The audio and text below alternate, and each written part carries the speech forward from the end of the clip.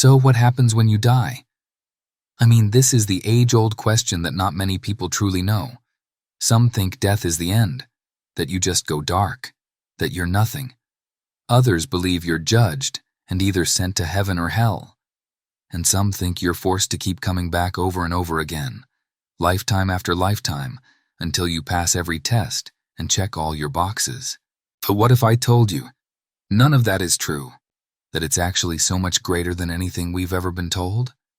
Let me explain, through the information that Darius J. Wright has illuminated from his journeys to the other side. This isn't theory. This is first-hand, eyewitness truth, experienced thousands of times, and replicated by people who've learned how to visit the other side before death. You know, you could say the number one truth is returning back to your home again, to remember that, because that's your divinity of where you've come from, where you will always return back to, and it is your true state.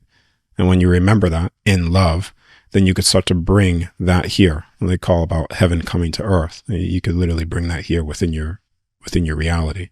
The first thing we need to understand is that the electromagnetic pulse of the heart is what keeps the soul anchored to the body. So the electromagnetic field is what glues the soul in. When you are able to lower this field, what happens in sleep paralysis? If you stay calm in that state, you could freely exit the body. The only time the soul can leave is when that pulse is low or absent. That's why most near-death experiences happen when the heart temporarily stops. The soul detaches. But Darius has learned how to lower the pulse of his heart consciously, to a state where the soul simply pops out of the body. If you could see your soul, it would look like a blueprint of your physical body, because it holds a temporary imprint of that form.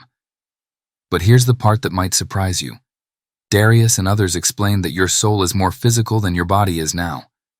The other side is more real, more dense, more alive than Earth. When you leave, it is more physical than having a physical body, and that's one of the biggest shocks that was to me when I started to have them, because I was expecting something different. But your soul holds a temporary imprint of your physical body.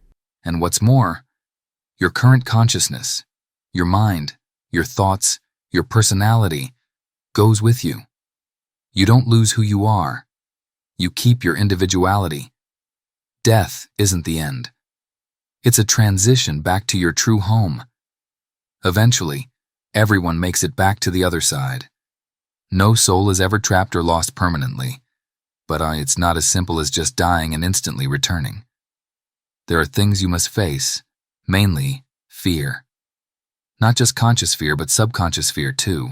You will manifest these spaces, these fear-based things. And you'll find, let's just say, for instance, people believe in hell and eternal damnation. And they hold that strong belief system.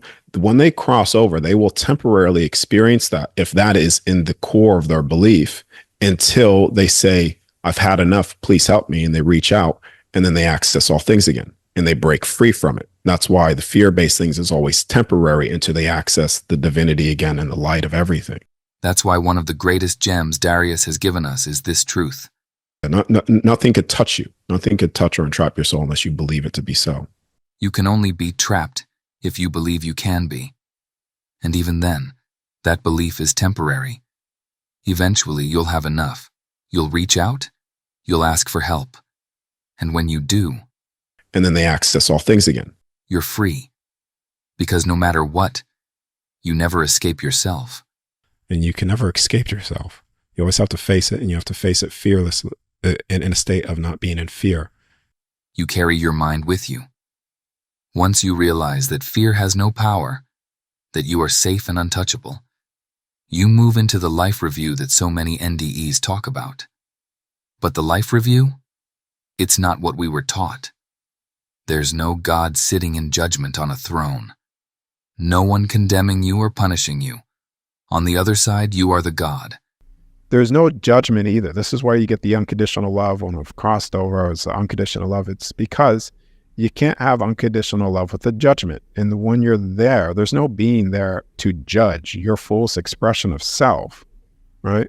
Because you're free to do so. Same with every other soul.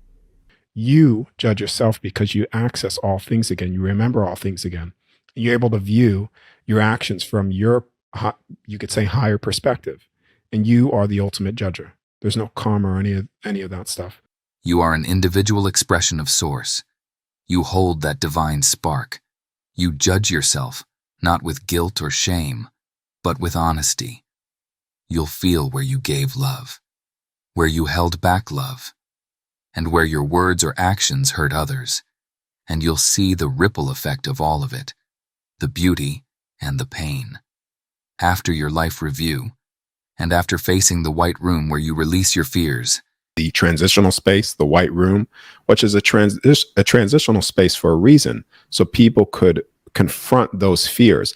you are fully on the other side, free, powerful, whole, and from there, you begin to expand. You slowly gain access to all knowledge, all truth, but it doesn't hit you all at once. It comes as you ask, bit by bit, question by question, memories from past lives, from before incarnation, from your soul family. It all comes back. You return to the powerful God being you've always been. We are eternal, we are divine, and we never die. But this is a temporary experience, right? Your soul experiences incarnation here, reincarnation is a very, very small part of your soul records. Incarnation, like I stated in the beginning, is only an event that happens here within this construct, nowhere else.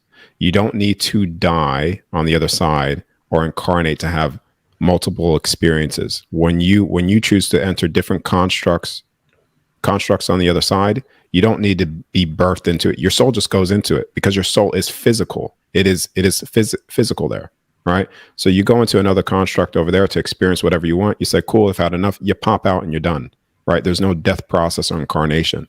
So the soul, your soul is experiences. You have had a lot, but in terms of this particular construct, the incarnation and stuff that has taken place here is a very, very small aspect.